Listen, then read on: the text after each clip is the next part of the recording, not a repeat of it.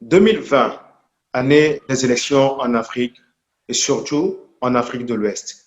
Donc, on a déjà commencé avec le Togo, la Guinée, et cette fois-ci, on, on roule vers la Côte d'Ivoire. Donc, la Côte d'Ivoire, l'élection présidentielle, c'est pour le 31 octobre 2020. Donc, pour pouvoir décortiquer l'actualité en Côte d'Ivoire, j'ai des invités avec moi. Donc, il y a M. Thiabio. Monsieur Thiabio, bonjour. Oui, bonjour. Et donc, j'ai aussi M. Tchikoura. Monsieur Tchikoura, bonjour. Bonjour, J'espère que vous allez bien. très bien, merci. J'espère aussi pour Merci vous. beaucoup. Merci, je vais bien aussi. Et j'ai aussi M. Dosso. Oui, est-ce que vous allez bien? Oui, je Moi, vais bien. de mon côté. Et puis, ça me fait plaisir de se retrouver à table aujourd'hui, bien à une conférence aujourd'hui en train de débattre un peu l'actualité ivoirienne. Moi, ça me va droit au cœur. Et là, je suis prêt avec tous mes articles et puis pour défendre la cause de la République, à savoir le RHDP et la République de Côte d'Ivoire. Merci beaucoup. Alors, je pense que le décor est planté. Donc, nous allons aller au vif du sujet. Donc, déjà, pour commencer, j'ai des questions pour vous, d'autant plus que nous allons parler de l'actualité en Côte d'Ivoire. Alors, ma question serait par rapport au mot d'ordre lancé par l'opposition ivoirienne à l'encontre du pouvoir en place. Selon vous, en tant que jeune Ivoirien, quelles sont vos appréhensions par rapport à cette mot d'ordre? Bon, nous commençons avec M. Dosso. Oui, ouais, tout d'abord, je vous remercie. Il faut dire que nous sommes en Afrique et la politique en Afrique, il y a trop d'anarchie dans la politique en Afrique. Et lorsque je regarde un mot d'ordre pour des hommes âgés, sages, disant que nous allons faire une désobéissance, lorsque nous allons dans le sens, c'est une honte pour l'Afrique, c'est une honte pour les opposants en Côte d'Ivoire, ils devaient avoir d'autres thèmes que le thème de désobéissance. Comme l'a dit le Premier ministre, on désobéit. Après désobéissance, l'enfant est bastonné par ses parents, l'enfant est corrigé par les débats. On ne doit pas désobéir à ses âgés, à ses notables. Et moi, je pense que le sens même d'abord, même c'est une honte pour l'Afrique. Et puis, voilà, c'est mal vu. Il devait employer d'autres thèmes. Monsieur Afil Guessan, Monsieur Biti n'arrive même pas à expliquer du mot désobéissance. Ça veut dire quoi? Moi, je pense que c'est une honte pour les opposants. Puis, c'est un signe d'échec pour l'opposition en Côte d'Ivoire. Merci beaucoup, Monsieur Dosso. Donc, je rebondis sur Monsieur Tchekoura. Selon vous, quelles sont vos appréhensions par rapport à la désobéissance lancée par l'opposition? Ben, je vous remercie d'abord de me donner la parole et je remercie aussi mes autres co-débatteurs. Je pense que c'est toujours important de discuter des problèmes de son pays et de penser à l'avenir.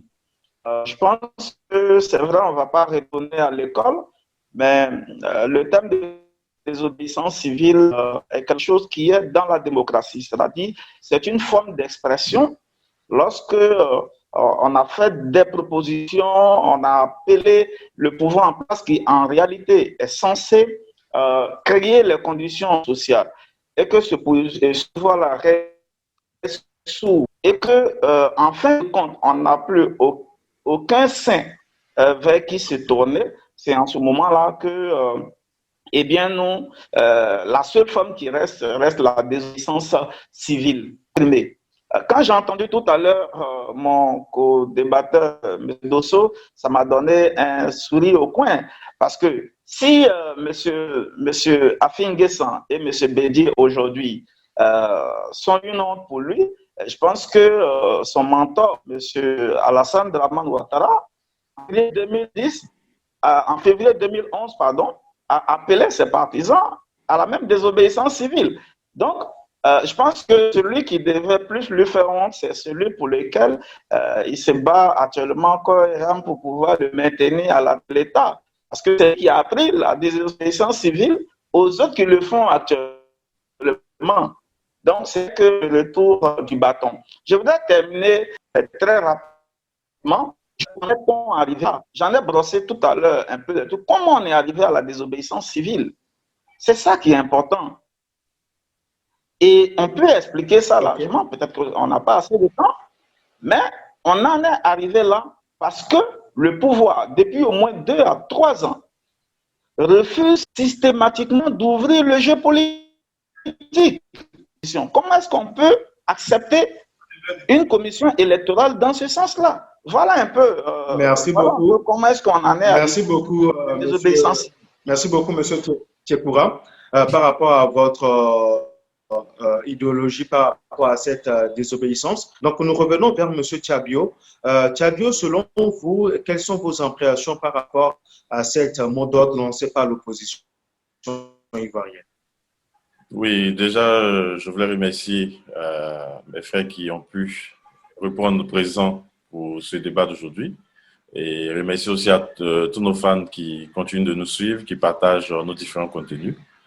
Pour répondre à ta question, il faut dire ici la désobéissance civile lancée par l'opposition, elle vient, on va dire, de manque de dialogue entre le parti au pouvoir et l'opposition. Et désobéissance civile, je dirais que c'est encore les mêmes personnes qui les ont utilisées en 2010, qui reviennent encore en 2020 avec la même chose. Puisque souvenons-nous à l'époque, quand M. Ouattara lançait ce mot d'ordre-là, le PDCI était présent. Et c'est le même PDCI qui a aujourd'hui donné, on va dire, cette idée-là à l'ensemble de l'opposition, qui s'est permis de mettre en place on va dire, ce mot d'ordre-là et inciter, on va dire, en quelque sorte, à des manifestations partout sur le territoire. On déplore la façon de se pratiquer, puisque n'oublions pas qu'on n'a que 7 millions de personnes qui vont voter sur au moins une population de 20 millions. Donc, il y a encore des Ivoiriens qui n'ont pas, on va dire, qui ne sont pas intéressés par cette chose électorale. Donc, du coup, il ne faudrait pas qu'on vienne empêcher ces personnes-là de vaquer à leurs occupations, de continuer à vivre leur vie. Il ne faudrait pas qu'on caporalise la nation juste pour des intérêts de quelques personnes. Donc, sincèrement, désobéissance civile, mais j'estime qu'on doit parler à l'encontre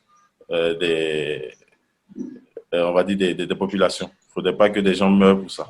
J'aimerais encore vous poser une question à savoir, parce que vous avez dit tantôt qu'en 2010 ou 2011, ce mot d'ordre a déjà été utilisé.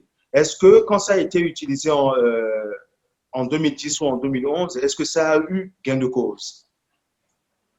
Je dirais que ça a eu gain de cause, puisqu'on a vu ce qui s'est passé. Voilà, il y a eu, que ce soit dans les marchés, le transport, tout cela a été paralysé, l'économie lui-même a été paralysée.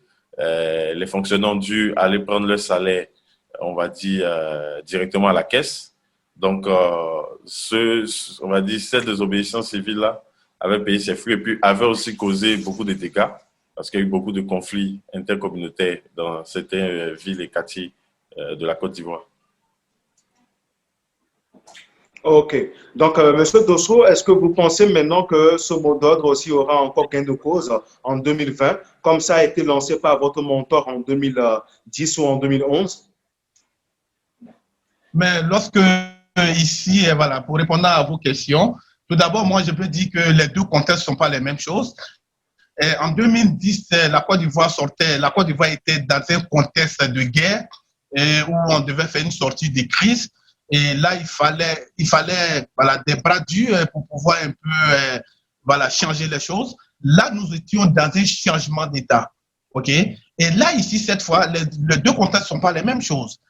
Le parti au pouvoir, le RHDP, a tendu le bras aux opposants par toutes les plateformes, sur toutes les plateformes et sur tous les côtés pour pouvoir trouver un consensus à notre situation, mais ils n'ont pas voulu.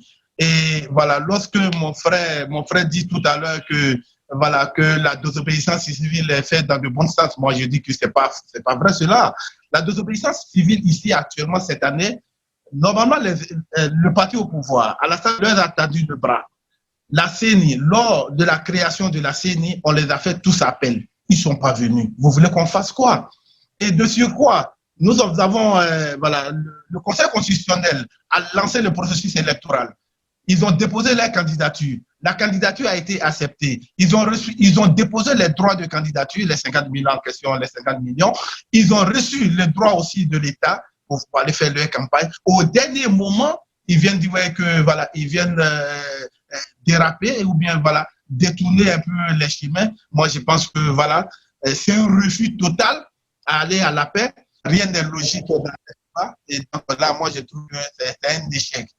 Donc, moi, Merci beaucoup, M. Dosso, pour votre explication par rapport à cette mot d'ordre. Alors, nous revenons maintenant sur M. Tchekoura. Alors, M. Tchekoura, il reste juste quelques jours pour l'élection présidentielle en Côte d'Ivoire et il y a la CEDEAO, l'Union européenne et la communauté internationale qui essaient de sortir une feuille de route. Qu'est-ce que vous en pensez par rapport à cela? Très bien. Alors, juste avant de parler un peu de la mission de la CEDEAO, je voudrais revenir rapidement sur certaines choses qu'a dites mon co-débatteur tout à l'heure. Et pour rectifier rapidement, ce n'est pas la CENI, c'est plutôt la CEI en Côte d'Ivoire. La CENI, je pense, c'est en Guinée. Et donc, en fait, la Côte d'Ivoire n'appartient pas à M. Ouattara. La Côte d'Ivoire n'appartient pas seulement au RHDP. La Côte d'Ivoire appartient à tout le monde. Ça, c'est la première chose. Et quand il dit, par exemple, que le contexte n'est pas le même, en quoi est-ce que le contexte de 2010 et de 2020 ne sera pas les mêmes? En 2010, les institutions de Côte d'Ivoire fonctionnaient, contrairement à eux qui voulaient complètement déchiqueter l'État ivoirien depuis Marco VI. On avait un conseil constitutionnel qui était là, on avait un parlement qui fonctionnait, toutes les institutions de la Côte d'Ivoire étaient fonctionnelles, mais malgré cela, M. Ouattara a appelé ses partisans et à l'aide de ses amis de la communauté internationale pour venir détruire l'État de Côte d'Ivoire à travers son modèle de désobéissance civile où ils ont mis un embargo commercial sur le port d'Abidjan, empêchant des médicaments d'arriver, d'accoster au port d'Abidjan, causant plein de morts parmi les Ivoiriens. Ça, c'en est une. La deuxième chose, quand il a parlé de la CEI, mais la CEI a été formée comment? M. Ouattara s'est mis un jour comme ça dans sa chambre et a pris une ordonnance pour pouvoir créer la CEI sans une loi d'habilitation. Alors qu'en Côte d'Ivoire, quand un président de la République voudrait agir, intervenir par ordonnance, c'est uniquement dans le domaine économique. En décembre de l'année 2019, cette loi d'ordonnance lui a été accordée par le Parlement, mais seulement dans le domaine économique.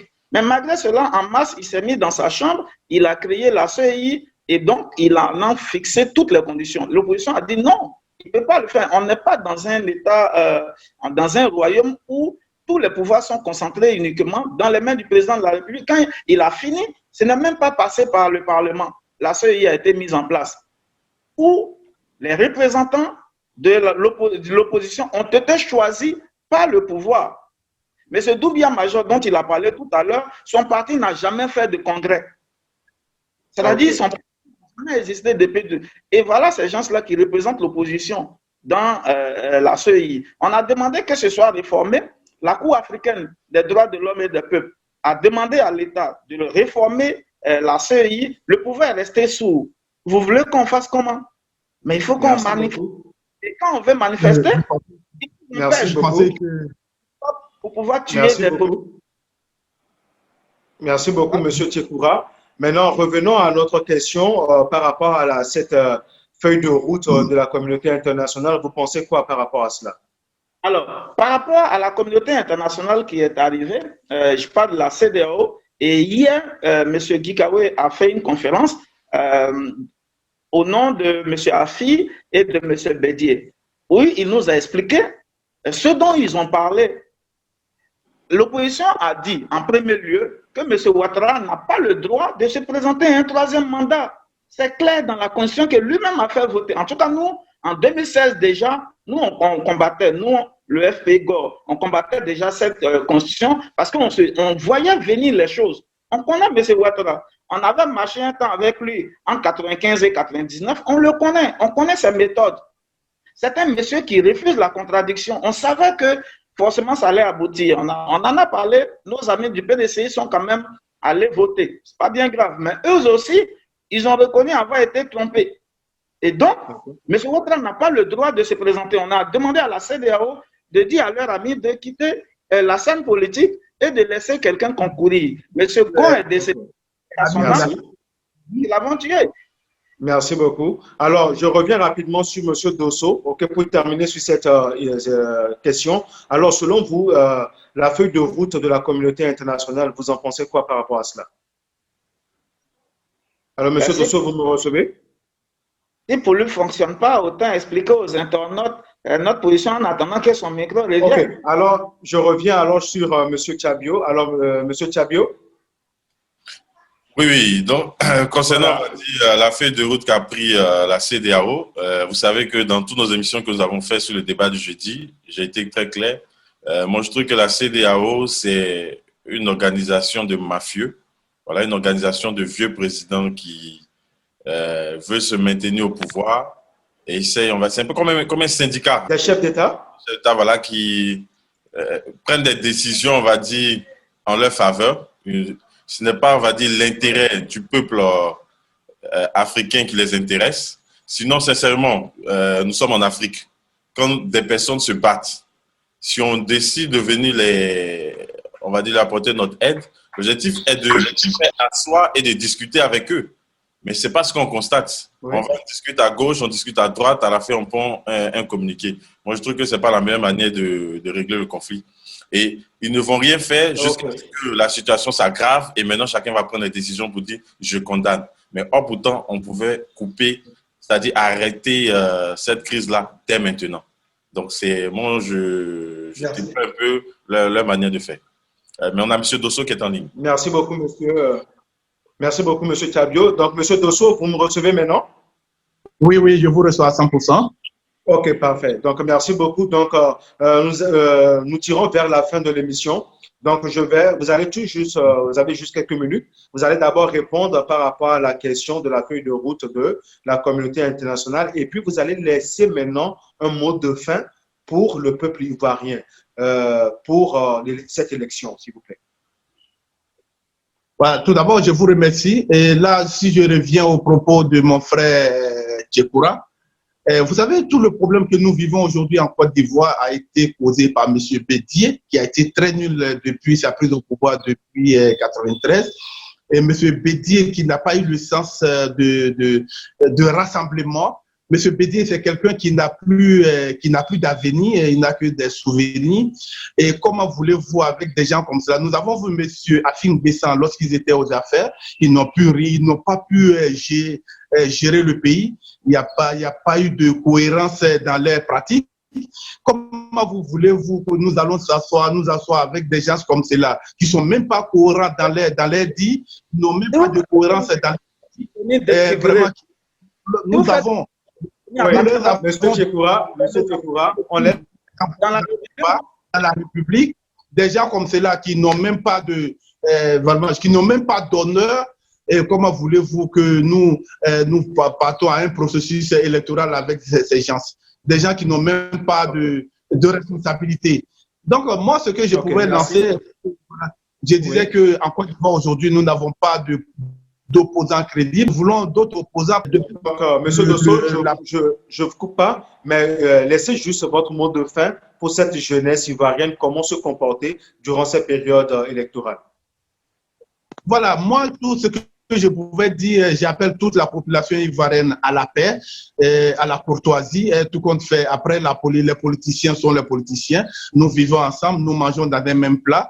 Et il faut dire que la Côte d'Ivoire, la jeunesse ivoirienne, nous n'avons pas de problème entre nous-mêmes. Ce n'est que les politiciens qui sèment le désordre un peu dans la nation. Moi, j'appelle tout le monde, la réalité, c'est les urnes. Nous allons aller aux élections au 31. Et donc, c'est les urnes qui vont départager la situation en Côte d'Ivoire.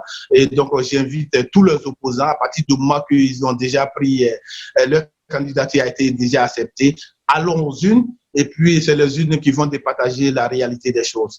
Donc, moi, j'appelle toute la population à la coalition et puis, voilà, à l'Union nationale. Merci Après beaucoup. tout, je vous remercie. Merci beaucoup, M. Dosso. Donc, M. Tchekoura, donc nous attirons vers la fin de l'émission. Donc, vous allez aussi laisser votre mot de fin, surtout pour cette jeunesse ivoirienne qui vous écoute présentement. M. Tchekoura. OK. Merci beaucoup, cher frère, pour ce débat.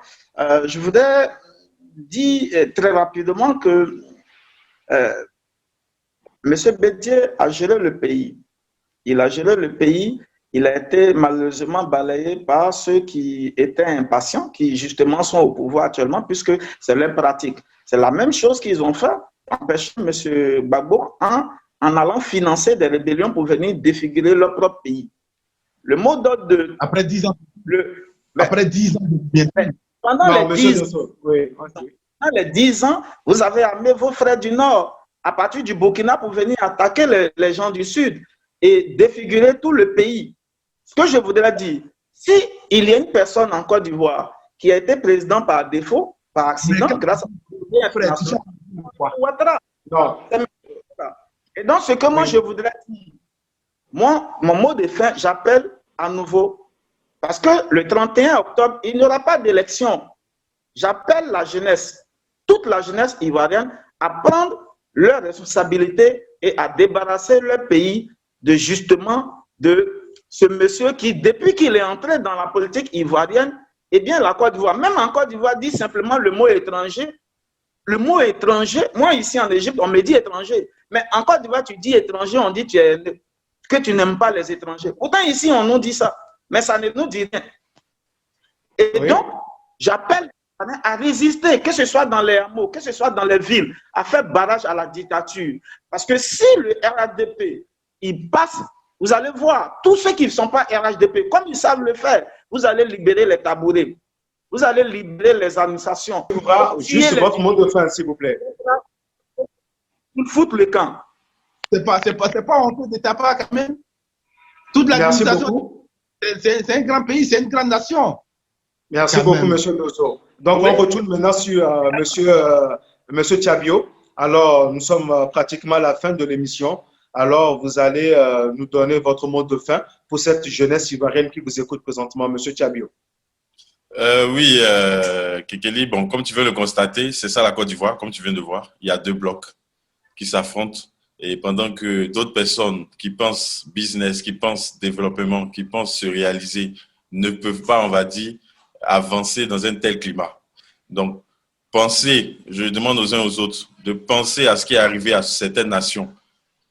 Ce n'est pas juste pour une raison, on va dire, de questions politiques qu'on va mettre en danger la vie des uns et des autres. Voilà, il faut que chacun... Merci. Je pense que la vie de personne n'est en danger. Et lorsque vous regardez M. Bédi et M. Gbagbo, Gbagbo même l'a dit que lui, il est venu au pouvoir de façon calamiteuse. Nous avons vu ça et il y a eu des changements. Là, aujourd'hui, on ne parle pas de ça. Merci. Merci beaucoup. Merci beaucoup, cher. Donc, merci beaucoup, chers invités, M. Dosso, M. Tekoura, M. Thiabio, pour votre présence dans cette émission spéciale Côte d'Ivoire. Donc, comme on le dit si bien, moi, je demande seulement à ce que la main puissante de l'Éternel repose sur la Côte d'Ivoire. C'est un très beau pays, la Côte d'Ivoire. Je connais très bien la Côte d'Ivoire. Comme le dit le président Houphouët-Boigny, la paix n'est pas un mot, mais c'est un comportement. Donc, nous demandons aux Ivoiriens ce comportement de paix. Donc, c'est avec ce mot que nous allons clôturer cette émission. Donc, encore une fois, chers invités, merci beaucoup. Et je pense que vous allez encore être invités pour la deuxième partie de cette émission. Merci beaucoup et bonne journée. Merci.